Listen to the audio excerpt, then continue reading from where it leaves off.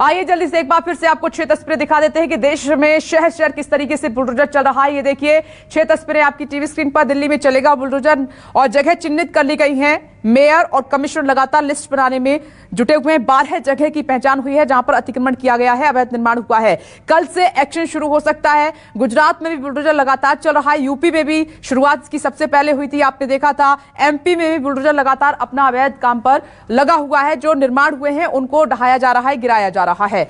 आइए एक बार फिर से अपनी सहयोगी दिव्या अग्रवाल के पास आपको लिए चलते हैं। तो दिव्या, क्या माने, क्योंकि मेयर और कमिश्नर लिस्ट बनाने में लगे हुए हैं, तो कल से एक्शन शुरू हो सकता है। आगे की इंफॉर्मेशन क्या है? जी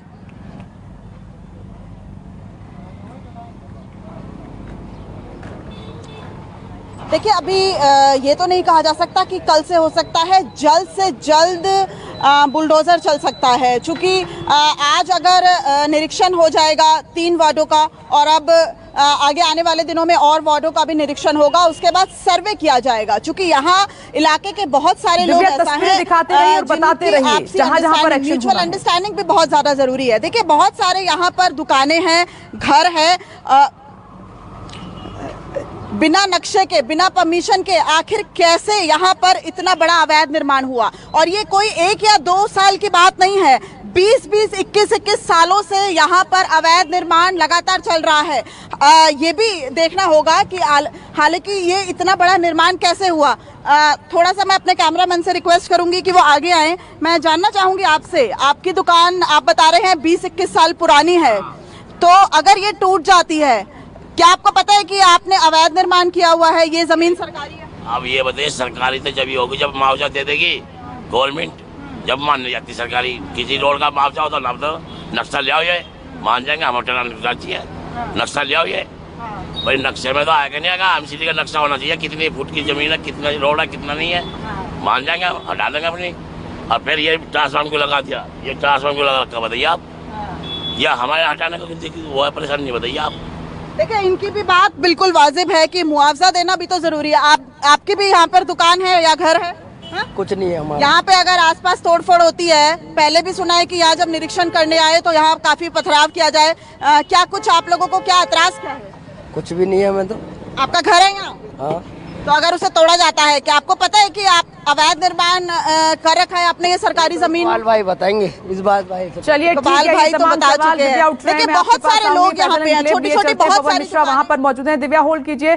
पवन मिश्रा, आपके पास आ रही हूँ, एक बार फिर से मुझे वो तस्वीर दिखाइए फैजल एन्क्लेव की, जहां पर अभी चिन्हित किया जा रहा है जगहों पर, और यहाँ पर जल्द एक्शन हो सकता है, बुलडोजर चलेगा।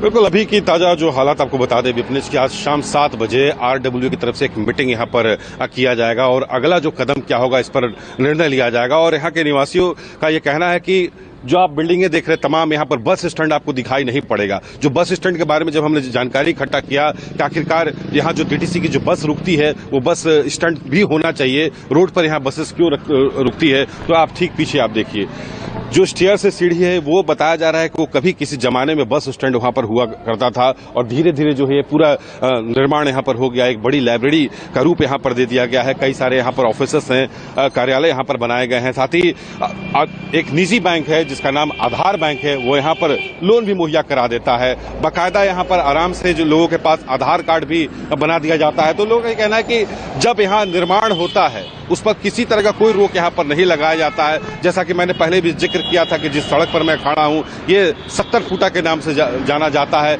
लेकिन अब ये घटकर 15 फीट का हो चुका है और खचाखच भीड़ जो है, ऑफिशियली समय की अगर हम बात करें ऑफिस के समय में खचाखच भीड़ रहती है। ये जो रास्ता आप देख रहे हैं सीधा सरिता बिहार की तरफ ये रास्ता जाता है। ई रिक्शा से लेकर के तमाम डीटीसी बसेस और ऐसे जो है गाड़ियां जो है यहाँ पर 24 घंटे चलती हैं। और ये तस्वीर आपने देखी। प्रभाकर मिश्रा का रुख कर लेते हैं। पवन मिश्रा आएंगे आपके पास। प्रभाकर मिश्रा, ये एक्शन तो हो रहा है, लेकिन क्या कानून ये भी देखेगा जो लोग कह रहे हैं कि ये अवैध निर्माण होने क्यों दिया गया? लोग ये भी कह रहे हैं कि हमसे पैसे लिए गए और हमें बकायदा कहा गया कि कर लीजिए ये निर्माण और हमें पैसे देते रहिए।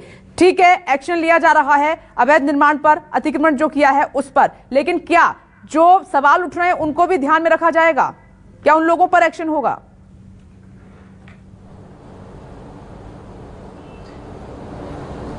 देखिए विपनेश, मैंने अभी देखा नहीं कि जब भी इस तरह की बातें होती हैं तो जिम्मेवार अधिकारियों पर कभी कार्रवाई होते हुए बहुत कम चीज़ें दिखाई देती हैं। यहाँ पर सवाल यही है कि जिन अधिकारियों की कमी से अवैध अतिक्रमण होता रहा उनके खिलाफ कार्रवाई कब होगी, ये होता नहीं है। हाँ, आपने पूछा कि इसके बाद क्या व्यवस्था क्या है और क्या इसमें कोर्ट क्या कहता है और कानून क्या कहता है। तो पहले से व्यवस्था है, और दिल्ली की अगर मैं बात करूं तो दिल्ली में एक झुग्गी झोपड़ी कानून है, ये पहले से एग्जिस्ट कर रहा था। इस सरकार ने भी उसमें कुछ वादे किए कि 1 जनवरी 2006 से पहले दिल्ली में जो भी झुग्गी है उस झुग्गी को तोड़ने के पहले उस इलाके के उस झुग्गी में रहने वाले लोगों के लिए वैकल्पिक व्यवस्था करनी जरूरी है, ये नियम कहता है, ये दिल्ली का कानून कहता है। और 2016 तक इस सरकार के आने के बाद 2015 तक शायद उन्होंने एक व्यवस्था कर दी कि झुग्गी भले ही झुग्गी तोड़ने के लिए जरूरी है कि 2006 के पहले की हो, और दूसरी बात ये कि अगर उस झुग्गी में कोई 2006 से पहले से रह रहा हो, 2015 तक रह रहा होगा, तो उसकी झुग्गी नहीं तोड़ी जाएगी, या उसे तोड़ी जाएगी तो उसके लिए वैकल्पिक व्यवस्था की जाएगी। लेकिन प्रभाकर मिश्रा, वक्त की कमी है, इसके जो लीगल एंगल है मैं आगे आपसे समझूंगी, जरूर बताइएगा। तो ये ग्राउंड जीरो पर न्यूज़ 24 की सबसे बड़ी टीम, हालात क्या है, कहां पर बुलडोजर चलेगा, जो जगह चिन्हित की गई हैं वो हम आपको दिखा रहे हैं। एक छोटा सा ब्रेक यहां पर ले रहे हैं, फौरन लौटेंगे, आप देखते रहिए न्यूज़ 24। नमस्कार, मैं हूं मानक गुप्ता।